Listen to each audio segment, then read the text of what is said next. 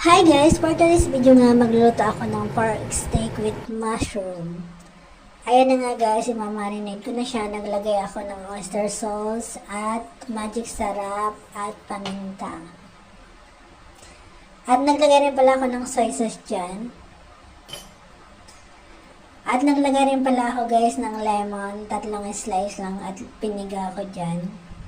Rin ako ng Worcestershire dyan. Worcestershire tama ba yun? Bahala na kayo. Basta yun.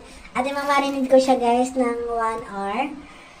Then ayan na nga. Papalambutin ko siya. Ipiprito ko lang siya ng konti.